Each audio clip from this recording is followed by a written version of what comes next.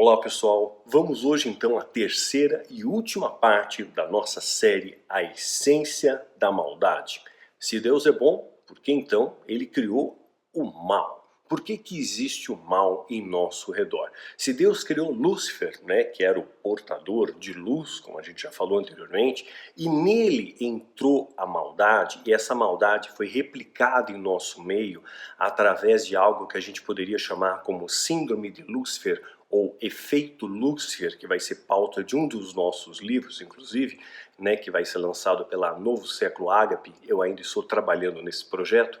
Logo, então, Lúcifer, esse anjo, esse querubim, ele possuía o livre-arbítrio, ele possuía a escolha. Então Deus ele poderia tomar decisões, fazer escolhas próprias. Deus não criou máquinas cibernéticas, mas criou seres pensantes. E Deus ele quer que o amor a ele seja algo genuíno, não por interesse. Hoje eu vejo multidões indo nas igrejas por interesse, buscando a Deus da prosperidade, buscando Deus da cura, dos milagres, do carro novo, e etc e tal, Não vão buscando Deus para adorá-lo em espírito e em verdade. Veja só, no entanto está chegando a hora, e de fato já chegou, em que os verdadeiros adoradores, a Bíblia está dizendo, adorarão o Pai em espírito e em verdade.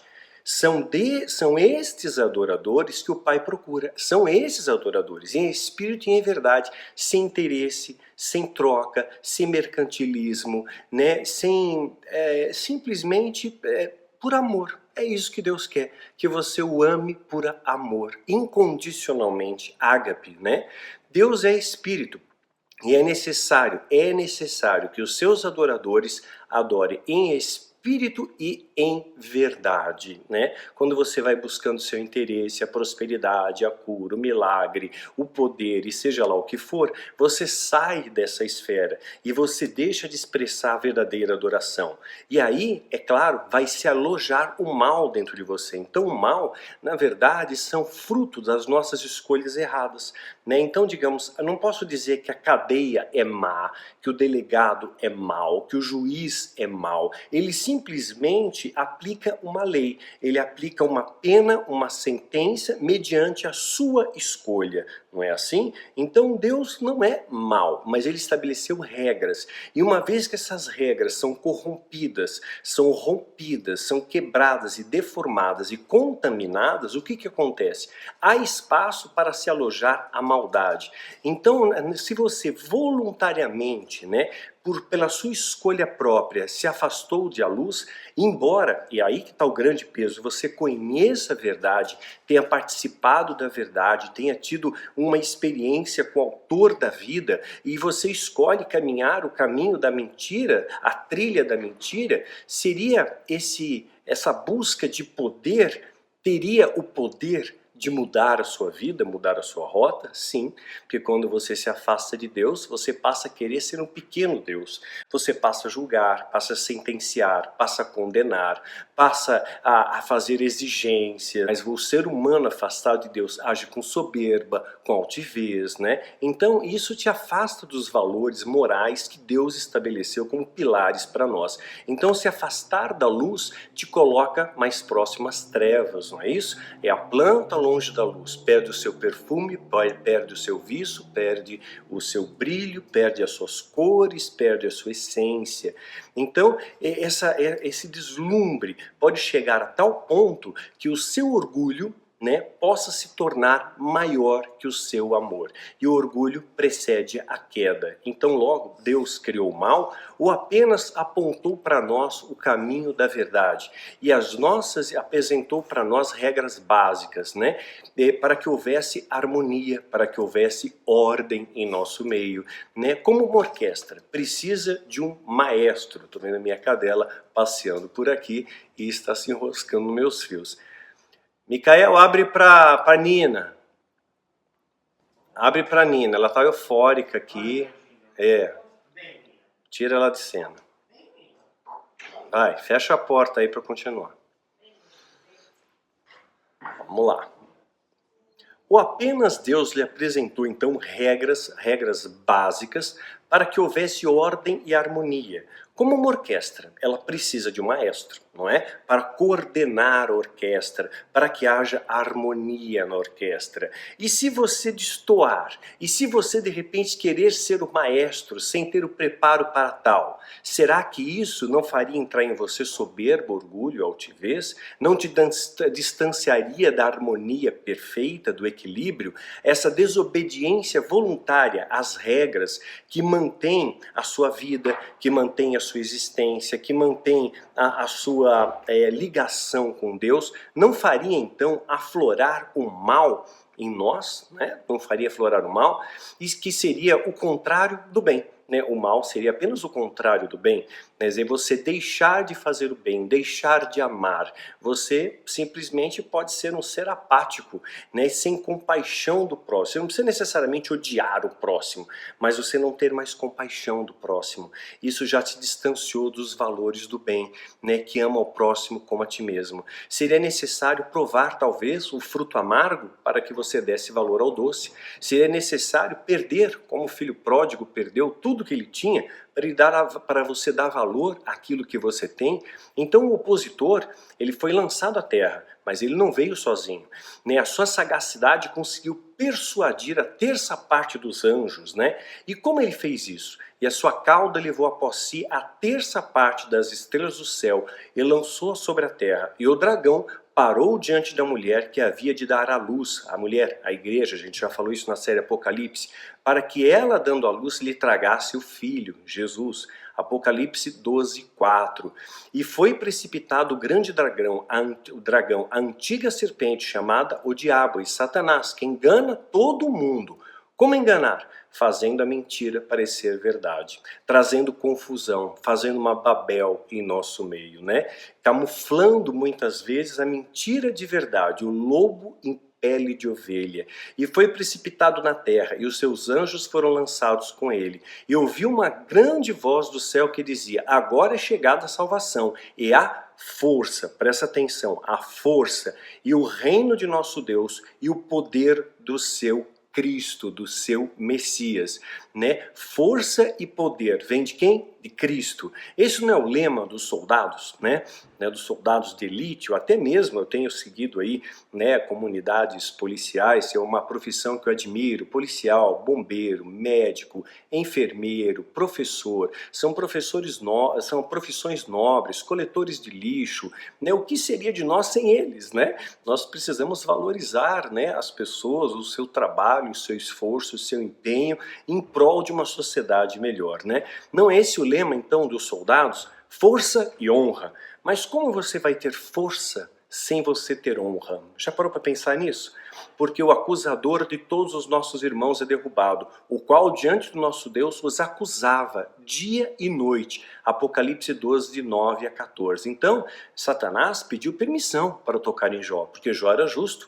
E existem pessoas que ele tem que pedir permissão, porque senão ele não pode tocar, né? Porque agora se você dá legalidade, ele pode, né? Se você faz o mal, né? Então ele é o mal, se você entra em simbiose com o mal, você cria um hospedeiro para o mal se aloja em você, né? E ele controla a sua vida, né? Agora, quando você procura ser reto, não que você seja santo, ninguém é, só Jesus, mas se procura uma vida de santidade, procura ser justo, né? Como Jó, né? Satanás pede permissão, pediu permissão para tocar em Pedro, para cirandar Pedro, né? E Jesus conversa com ele, falando ali: Simão, Simão, Satanás pediu a vocês para peneirá-los como trigo, para peneirar, passar vocês no fogo ali, mas eu orei por você, para que a tua fé não desfaleça. Eu orei por você, eu roguei por você, eu intercedi, ele é o nosso intercessor. E quando você se converter, fortaleça os seus irmãos. Lucas 22, 31 a 32. Sabe aquela prova que você está passando agora, nesse momento, e você nem sabe como você está suportando? Da onde é que eu tiro forças, Daniel? Às vezes eu não sei dizer da onde eu tiro forças, nem eu sei, né? Como ainda eu estou vivo, né? Eu não encontro propósito na minha existência. O que eu recebo de e-mails assim: porque Deus me fez nascer, não foi a questão de Jó. Eu não presto, eu mereço a morte, não foi a questão de Elias. Ele orou por você, ele ora por você, para que a sua fé não esmoreça e você continue prosseguindo até que a sua missão seja cumprida aqui na terra. Sabe aquela culpa que te acompanha como uma sombra, o dia e noite, o acusador, né?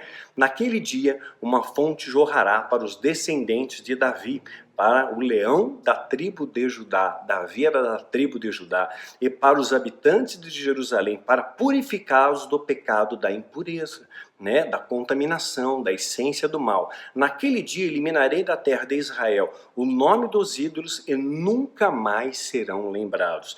Diz o Senhor dos Exércitos, removerei da terra tanto os profetas quanto o espírito imundo. Veja que os profetas e o espírito imundo estão interligados, ou seja, o falso com o mentiroso. Estão intimamente ligados, né? Se alguém ainda profetizar, seu próprio pai e sua mãe lhe advertirão. Você tem que morrer, porque disse mentiras em nome do Senhor. Olha que pesado, né? Olha como Deus bate pesado. E hoje a gente faz isso algo banal, né? Pensa nisso, né? Quando ele profetizar, os seus próprios pais o esfaquearão. Zacarias 3, de 1 a 3. E já profetizaram que Marina ia ser presidente do Brasil. Já profetizaram que Jesus voltava em 2007, em 2017, que agora vai, o ano do avivamento. Não brinca com Deus. Não dá mais tempo de brincar. Jesus está voltando. É algo muito sério. Isaías, o profeta Isaías dizendo: porém, ambas estas coisas virão sobre ti no momento, no mesmo dia. A perda de filhos e viuvez, em toda a sua plenitude virão sobre ti, por causa da multidão das tuas feitiçarias. Existem múltiplas maneiras de você servir ao diabo, né? Você pode não ter uma aliança com ele, mas você pode servir ao diabo, roubando, matando e destruindo. Como nós falamos em vídeos anteriores, os mercenários que comercializam a fé são cúmplices do diabo, você é cúmplice do mal. Você conhece a verdade e anuncia a mentira, você é cúmplice da mentira, né? Você sabe que estão fazendo coisa errada e você não faz nada, né? Você não anuncia a verdade num sistema culturado pela mentira, há uma culpa sobre você, há um peso sobre a sua vida. Então não brinca, muitas maneiras de fazer feitiçaria, você pode ser cúmplice, tá?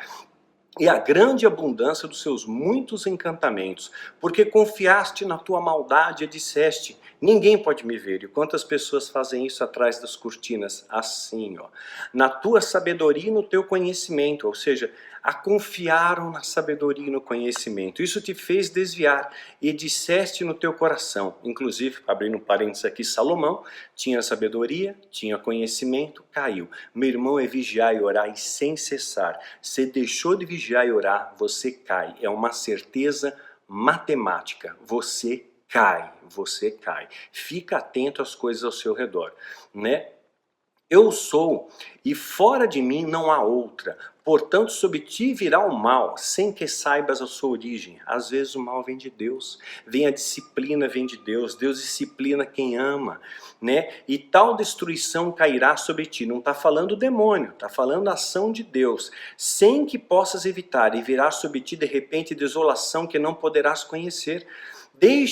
Deixa-te estar com os teus encantamentos e com a multidão das tuas feitiçarias, enganando o povo, efeito manada, conformismo social, né, fazendo ali auto-hipnose com o povo, fazendo ali, manipulando as palavras, neurolinguística, feitiçaria. Você está enganando, o objetivo da feitiçaria é enganar, né, e que trabalhasse desde a tua mocidade, que podes tirar proveito, ou se porventura se pode fortalecer, né? Olha só, cansaste da multidão dos teus conselhos. Levante-se, pois, agora os agoureiros dos céus. Quem são os agoureiros dos céus? Aqueles que são contra Deus, contra os anjos, contra o sistema de ordem e hierarquia celestial.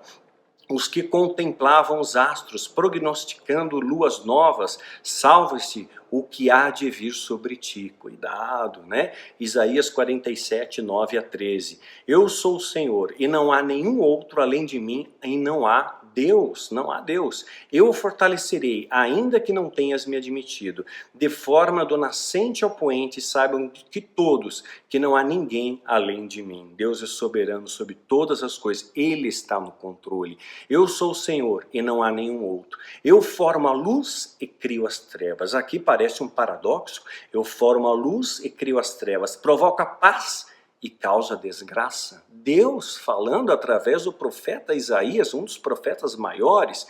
Eu, Senhor, faço todas essas coisas, o bem e o mal, né? Ele causa desgraça, né? Aqui no sentido desgraça, o contexto vem de pragas, de epidemias, pandemias, terremotos, furacões, né? No sentido de juízo, punição, disciplina, ordem. Para que haja ordem tem que haver hierarquia. Uma vez rompida a hierarquia tem que entrar na disciplina, não é assim?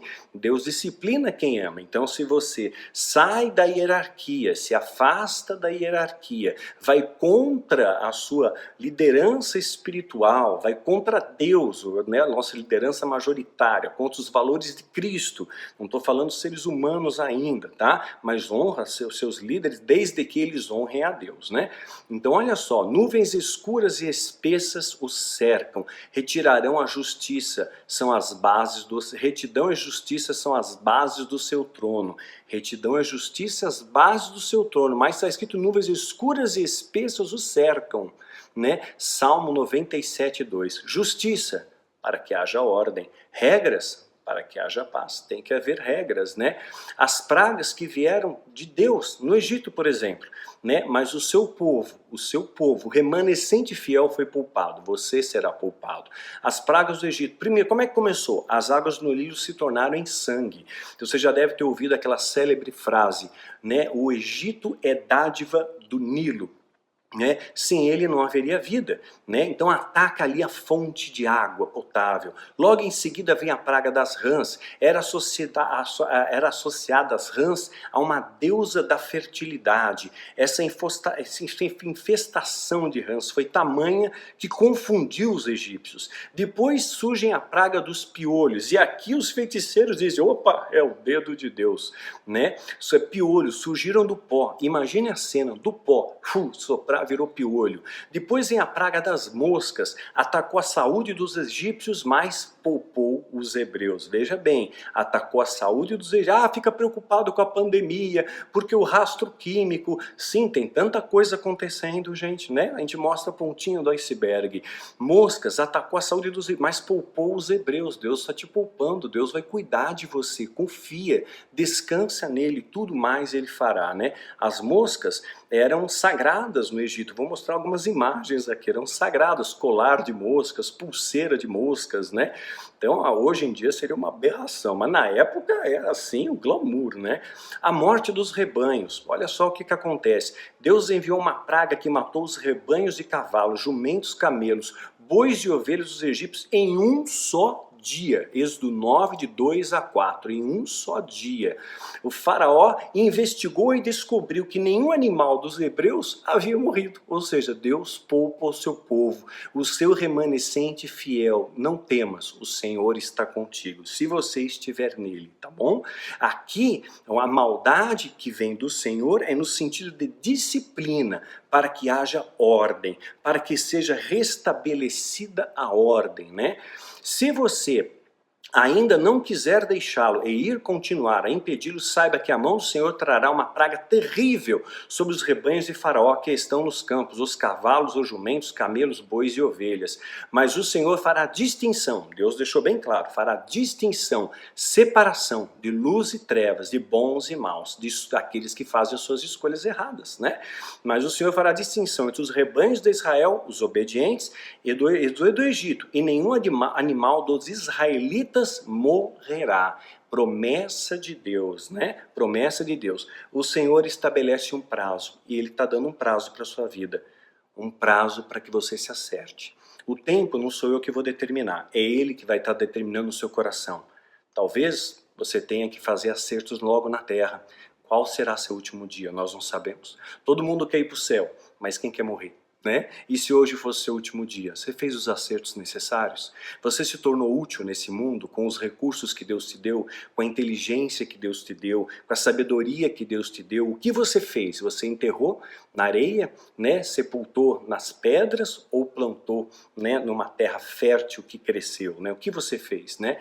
Amanhã o Senhor fará o que prometeu a essa terra. No dia seguinte, o Senhor fez, e todos os rebanhos dos egípcios morreram, mas nenhum rebanho dos israelitas morreu. Êxodo 9, Êxodo 9, de 2 a 6. Os rebanhos eram a fonte principal de carne, de dieta dos egípcios, além de serem também essenciais para outras coisas, como leite, couro, lã, ou seja, alguns desses animais, o tal de boi de Mênfis, vou mostrar aqui a imagem, né, conhecido como Apis, o boi de Mênfis, eram um deus, eles eram deuses, né?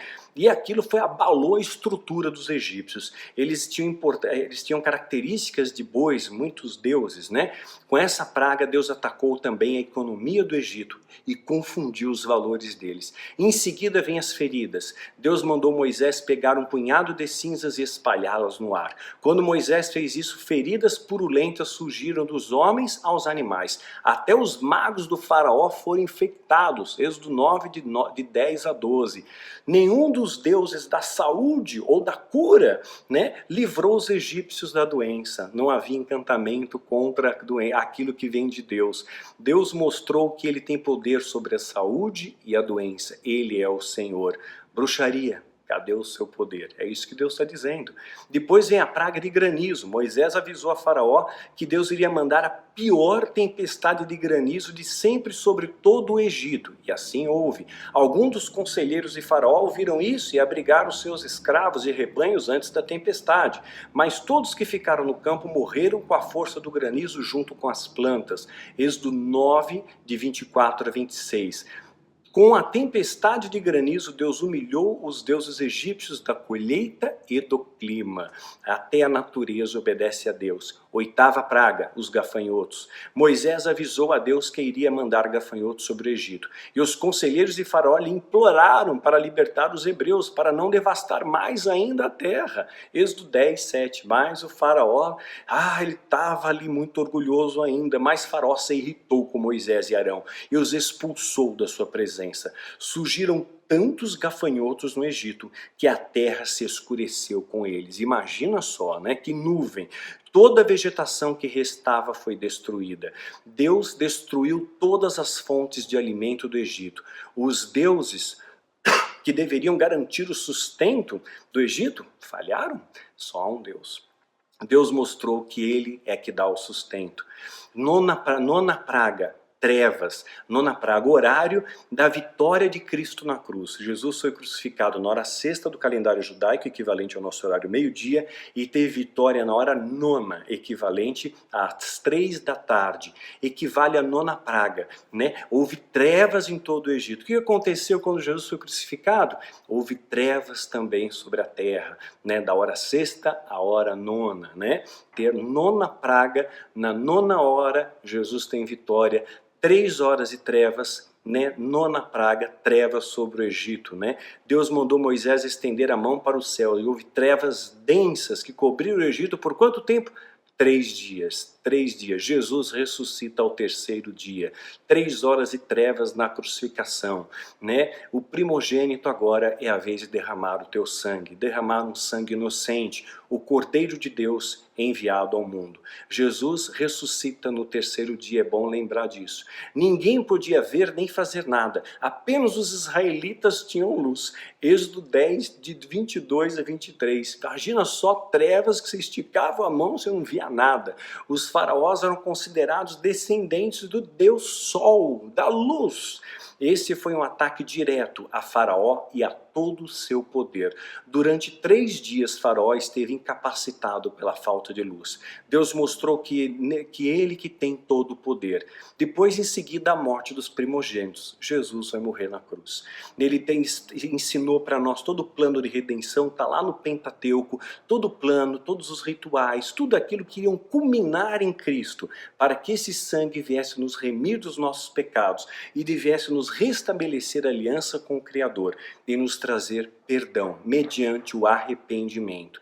De noite Deus passou pelo Egito e matou o primeiro filho de todas as famílias do Egito e as primeiras crias de todos os rebanhos. Êxodo 12, de 29 a 30. Somente os israelitas que tinham colocado o sangue dos carneiros, né, conforme a lei mandou, conforme Moisés orientou, que tipificava o sangue de Cristo que nos protege, que nos cobre, oferecidos a Deus, os batentes das suas portas não sofreram perda, mas era necessário que um sinal. Você tem que dar um sinal para Deus. Eu te aceito de todo o meu coração. Você tem que dar um sinal. Você tem que dar um sinal de mudança na sua vida, porque se não há mudança, você não tem proteção, simples assim. A sua vida tem que dar frutos, você tem que exalar o perfume do amor, você tem que ser menos egoísta, você tem que ousar enfrentar esse sistema aculturado pela mentira, saia do efeito manada, né? A 10ª praga foi um ataque a todo o Egito e a seu futuro, pois o primeiro filho de Faraó, o primogênito, era aquele que ia dar sinal, era um sinal da continuidade da hierarquia e a continuidade da sua estrutura e do seu país. Deus mostrou que ele tem poder sobre a vida e a morte, sobre o passado, presente e futuro. Pois Deus, depois que perdeu seu filho, Faraó finalmente liberta os hebreus. E eles deixaram o Egito rumo à terra prometida. Seria então uma espécie de Isaac para Faraó. As pragas que Deus enviou atacaram tudo que era precioso e sagrado para os egípcios. E porque não obedeceram a Deus, ele destruiu tudo em que aquilo que confiavam. Destruiu, né? Destruiu os seus valores e tornaram eles novos. Assim Deus faz, né? Nos torna novos quando destrói os seus valores, quando você faz as suas escolhas certas. Há regras nos céus. Né? Não é bagunça, não existe bagunça nos céus, não é uma coisa desordenada. Sabe, quando você passa em frente a uma casa abandonada, você sabe que a casa está abandonada. De repente, você é uma casa que tem jardim, você vê o mato crescendo, você vê ela suja, você vê às vezes alguém depredou, pichou o muro, quebrou o vidro. Você sabe que aquela casa está abandonada, ninguém está cuidando. Olha para o universo. Tudo funciona como uma engrenagem, perfeitamente, perfeitamente. Um dia terrestre tem exatamente 23 horas, 56 minutos e 4 segundos. É assim que é. É por isso que é feito o ajuste do ano bissexto, né? Então, se a Terra estivesse um pouquinho mais perto do Sol, ela fritaria. Um pouquinho mais longe, nós congelaríamos. Se não tivesse o cinturão de asteroides que nos protege, né, talvez a Terra já tivesse sido atingida por um meteoro ou um meteorito. Se não fosse o campo gravitacional de Júpiter, o maior planeta do sistema solar, talvez nós já tivéssemos sido atingido muitas vezes, mas ele puxa para o seu campo uma série de coisas, é um grande aspirador cósmico. Tudo funciona como uma perfeita engrenagem no universo. Deus fez todas. Quando você olha para o universo, tudo é perfeito. Tudo é perfeito. Quanto mais você estudar de astronomia, de astrofísica, de gravidade, das teorias de Newton, de Einstein, você vai ver a perfeição que tudo isso é. Não é uma casa bagunçada. A ordem, Deus colocou ordem em tudo isso, né? E para que houvesse ordem, para que haja ordem, na sua casa, por exemplo, você teve um bebê. Que maravilha que é ser pai, que maravilha que é ser mãe. É uma experiência que só quem tem um filho poderá dizer, não é? É algo extraordinário, algo maravilhoso. Mas você sabe que tem que ter regras, tem que ter tempo para todas as coisas, tem que saber esperar. Então, durante 6 meses, o bebê vai tomar só leite, depois ele vai começar com mistura pastosa, com uma comida pastosa, para depois comer coisas sólidas a partir de 1 ano de idade. Então, naturalmente, ele vai sentar, depois ele vai engatinhar, depois ele vai dar os primeiros passos, depois ele começa a correr. Não é assim? Então não existe uma ordem para isso, não existe uma ordem, não existe uma rotina que a criança precisa, horário de dormir, horário de ver televisão, horário para comer, horário, regras e hierarquia, respeitar pai e mãe, né? Então existe uma série de coisas, né? Será que a árvore, né, que Satanás deu para Eva, do conhecimento, do bem e do mal, não seria uma espécie ainda de fruto, digamos, verde? Não estava pronto. Adão e Eva ainda não estavam preparados para comer daquele fruto, e Satanás então antecipa a eles o tempo. E quando você come apressado, o que acontece? O apressado come cru. né? Então cada árvore dá seu plano, seu fruto ao seu tempo, né? É como a árvore plantada à beira de águas correntes, dá seu fruto no tempo certo e todas as suas folhas não murcham. A palavra diz isso, cada árvore dá seu fruto ao seu tempo. Tudo que ele fez prospera, tudo, inclusive a árvore do conhecimento do bem e do mal. Mas e o caso dos ímpios? São como palha que o vento leva, pois isso os ímpios não resistirão do julgamento, nem os pecadores da comunidade dos justos. Pois o Senhor aprova o caminho dos justos, mas o caminho do ímpio levará à destruição. Destruição, simples assim. Não adianta clamar, ó meu Deus, se você não tem aliança com Deus. Salmo 1, capítulo 3 a 6. Pois desejo misericórdia e não sacrifícios. Deus falando, misericórdia e não sacrifícios. Amor, né? E conhecimento de Deus em vez de holocausto, conhecimento de Deus em vez de rituais. Não adianta fazer o ritual, não adianta levar para casa a folha ungida, não adianta repetir a oração do ventre, por exemplo, o desligamento de alma, uma série de ritos. É melhor obedecer do que sacrificar. A cidade de Adão eles quebraram a aliança e me foram infiéis. Oséias 6, de 6 a 7. Lúcifer era bom. O que o tornou ruim? O que o tornou mal? Ganância, sede de poder. Todos nós temos o nosso livre-arbítrio de escolher sermos bons ou sermos maus. Até os anjos tiveram essa opção. E a terça parte deles escolheu o lado mau. Por quê? A terça parte da terra, curioso essa terça parte, porque a terça parte da terra vai ser destruída, da vida marinha, das frotas navais, da água potável. Interessante essa terça parte voltar, né? Mas veja bem, eles foram persuadidos com algo chamado, que é um espelho na Terra, o efeito manada. Nós vamos com a maioria está falando, crucifica, então você diz o quê? Crucifica. Ah, ele engana todo mundo, então ele engana. Ah, ele tem parte com Beelzebub, então ele tem parte com Beelzebub. Ele é satanista, então ele é satanista. Está todo mundo dizendo, crucificaram o amor, crucificaram o amor. Então, o efeito manada, talvez para você se sentir parte do grupo, para você se sentir ainda presente naquele grupo, você vai junto com todos eles. Está todo mundo, por pesquisa na internet, efeito manada, pesquisa na internet conformismo social, você vai ver o que é isso daí. Então ir contra o sistema, ir contra a manada, ir contra a corrente requer coragem, requer fé, requer determinação e, acima de tudo, uma experiência forte e poderosa com Deus. Anunciar a verdade, como eu estou te fazendo hoje, eu pago um alto preço, porque eu estou indo contra a multidão. Eu estou indo contra a manada, onde muitos falam uma coisa e você vai, não é bem assim. Foi o que Jesus fez, né? Chutou a mesa dos cambistas, gritaram, crucifica, permitiram honrar o bandido Barrabás do que honrar o amor. Aquele que só trouxe o perdão, que só ensinou o amor, que só trouxe curas e libertação para aquele povo, né? Preferiram escolhas, né?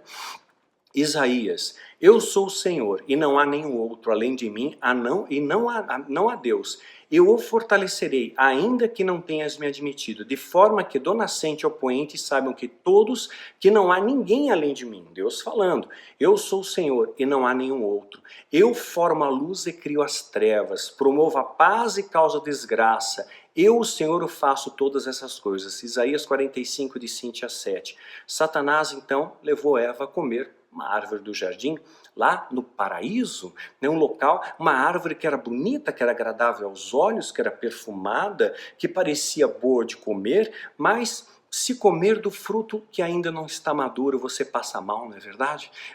Seu organismo vai rejeitar, né, você terá dores de parto. Não é assim?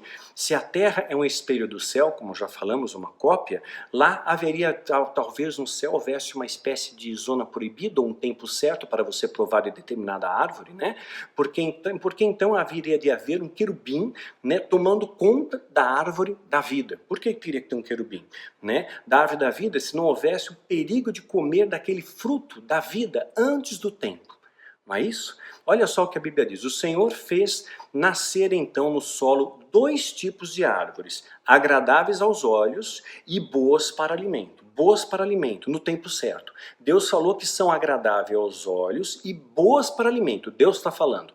Mas boa para alimento no tempo certo. né? Você vai comer alguma coisa que não está pronta, uma coisa que está crua, vai te fazer passar mal. Então é boa para alimento sim, né? Desde que eu não coma banana verde, não é isso? Então, no meio do jardim estavam a árvore da vida e a árvore do conhecimento do bem e do mal, no mesmo espaço físico, no meio do jardim, né? No mesmo espaço, Gênesis 2:9, citada novamente em Apocalipse. Então o anjo me mostrou o rio o rio da água da vida, que é claro como cristal, fluía do trono de Deus, do Cordeiro, no meio da rua principal da cidade, no centro do paraíso, a rua principal da cidade. Estão vendo a correlação? Cada lado do rio estava, de cada lado do rio estava a árvore da vida, que dá 12 colheitas. A gente vai falar bastante sobre isso no livro A História de Mitre. Te prepara para um confronto de ideias, para você aprender algo que nunca te ensinaram. Dando cada lado do rio estava a árvore da vida, que dá 12 colheitas, né? Dando fruto todos os meses. As folhas da árvore servem para a cura das nações. Apocalipse 22, de 1 a 2. Não vai mais ter doença, porque as folhas dessa árvore são medicinais. Elas trazem cura para as nações. Não trariam também cura para os anjos que se feriram em combate, uma vez que nós já falamos anteriormente, Adão, feridos em combate, ervas medicinais. E havendo lançado fora o homem, pôs querubins ao oriente do jardim do Éden. Querubins, no plural, mesma patente de Satanás. Lembra? Querubim ungido, né? Mesma patente. E uma espada inflamada que anda ao redor para guardar o caminho da árvore da vida. Gênesis 3:24. Por que vai guardar a árvore da vida se ela está no céu? Se ela está num local celestial, de paz, né? Por que precisa de ter um querubim guardando? Sinal que ainda há ameaça, sinal que ainda essa batalha não acabou, ainda haverá a batalha final. Querubins no plural, mesma patente de Lúcifer que era o querubim. Seria essa árvore também permitida comer no tempo certo? Né? E suas folhas serem usadas para a cura das nações no tempo certo?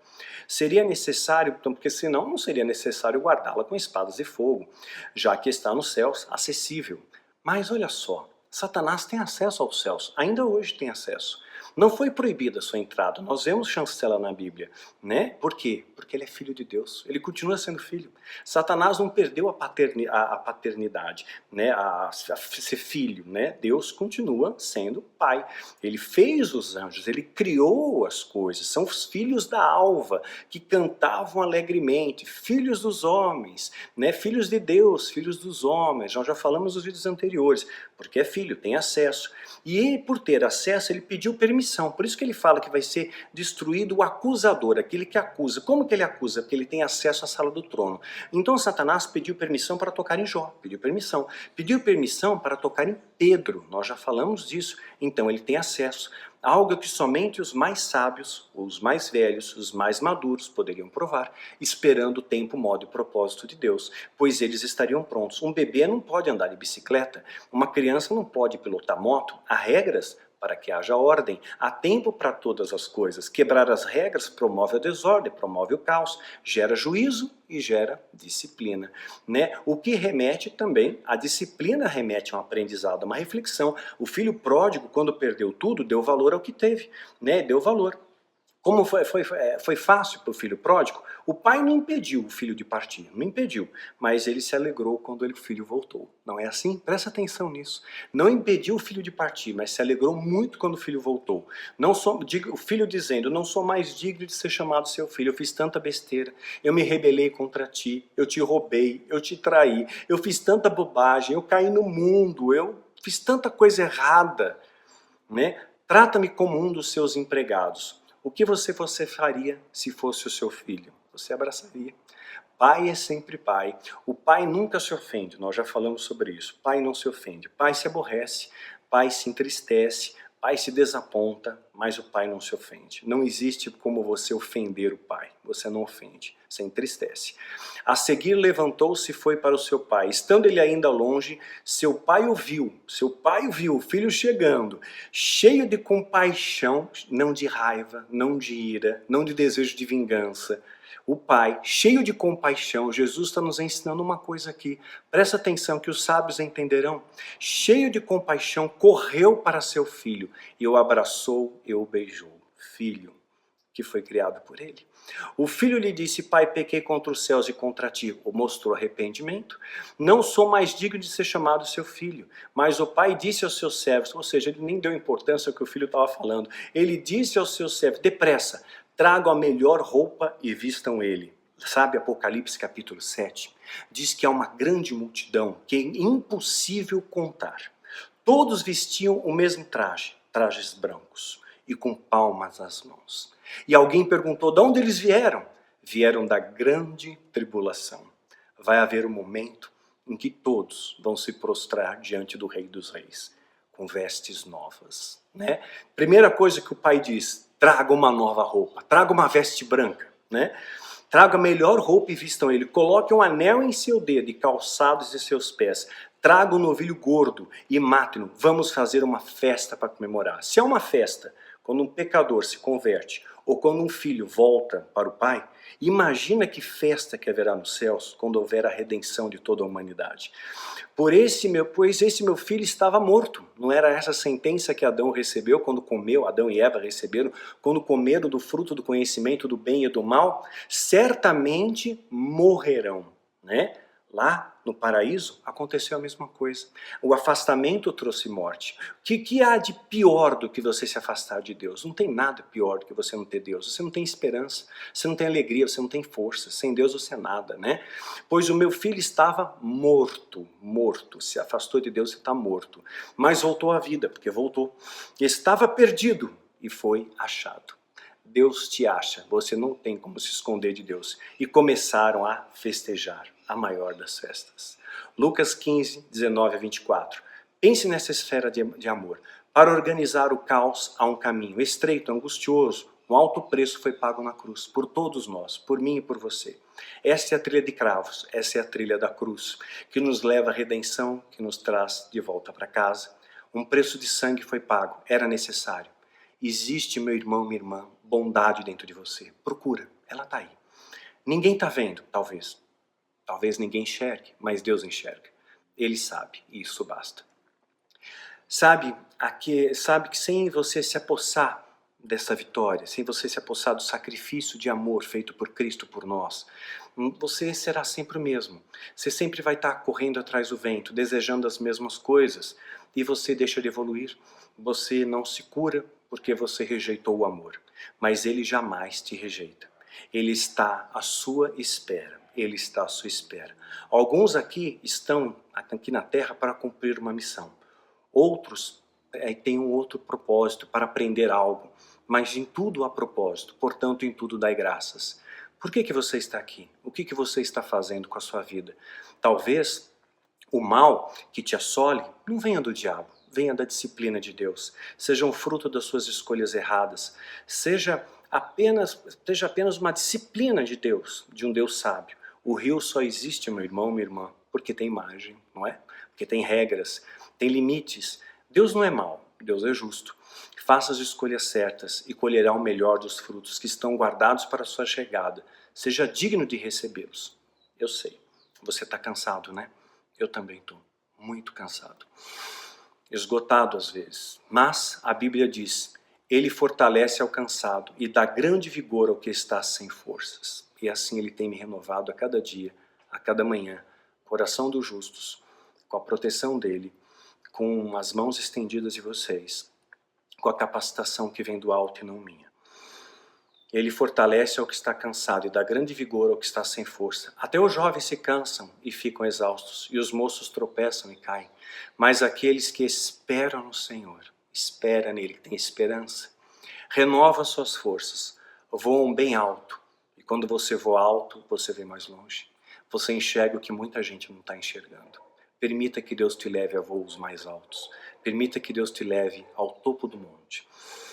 Voam bem alto como as águias, correm e não ficam exaustos, andam e não se cansam. Isaías 40, de 29 a 31. Meu irmão, minha irmã, não desista, prossiga, persista. Jesus vem nos buscar. Deus não é mau. Deus simplesmente estabeleceu regras. Quando essas regras foram quebradas, entrou a disciplina. Entrou o castigo, algumas pessoas chamam de castigo, mas Deus não castiga, Deus disciplina quem ama, é diferente, né? E nesse amor, nessa bondade, faz com que você perceba os seus erros. Percebendo os seus erros, há arrependimento. Havendo arrependimento, há remissão dos seus pecados. O preço foi pago na cruz, foi pago. Talvez não só por mim, nem por você, mas por outros apriscos que Jesus falou que tinha. Talvez a outras dimensões, talvez se estenda, quem sabe, até os anjos, quem sou eu para julgar? São filhos também, são nossos irmãos também. Fomos criados à imagem e semelhança de Deus. E quando os anjos apareceram ao homem, estavam à imagem e semelhança do homem, né? E vieram para ajudar o homem, se comunicaram com o homem, né? Falaram com o homem, choraram com o homem e continuam chorando. E talvez na grande peleja, né, que vai haver novamente, quando o portão do abismo for aberto, quem sabe não haja uma grande surpresa. Em vez de espadas, quem sabe não haja um abraço de um irmão que não vê o outro irmão há tanto tempo. Pensa nisso. Eu sei que o nosso coração é egoísta, é ensinado a pensar crueldades, é ensinado a pensar no mal, contaminado com a essência da maldade, não consegue compreender a mente de Deus, nem a bondade de Deus, nem o amor de Deus, nem a compaixão de Deus. Mas pensa no filho pródigo. Quando o pai viu, meu filho estava morto e agora voltou. Houve alegria, não houve raiva, não houve desejo de vingança, simplesmente houve uma festa para celebrar. Uma festa extraordinária, espetacular, como nunca houve nem tampouco haverá de haver. Pensa nisso, medita nisso. Eu não estou dizendo que eu estou certo, porque nós conhecemos em parte conhecemos, em parte profetizamos. Mas eu estou colocando o meu posicionamento, aquilo que eu tenho aprendido com Deus. E você vai aprender muito mais sobre esse amor, de uma forma muito diferente e muito mais ampla e profunda, com o livro A História de Mitre, que será publicada pela Editora Planeta em março, final de março, começo de abril de 2019, o tomo 1, estamos trabalhando no tomo 2, para a honra do Cordeiro e vergonha do inferno. Vamos contar sobre as 3 sentenças que Deus deu aos anjos caídos. E vamos mostrar de maneira macro, né, como é esse passeio pela história e como Deus tem agido durante a história e como o diabo também tem agido durante a história, de uma maneira que nunca te contaram e nem tampouco talvez iam te contar. Mais uma vez repito, não por mérito do Daniel, mas por honra dele, porque ele que capacita, ele que dá força. Eu movo a pedra, ele faz o milagre. Eu faço a minha parte. Eu jogo a rede, ele enche, né? Eu dou um passo de fé e ele me honra. Continue a orar conosco, continue a nos estender as mãos, continue a somar conosco nessa trincheira, para a honra do Cordeiro e vergonha do inferno. Que Deus te abençoe grandemente e te guarde.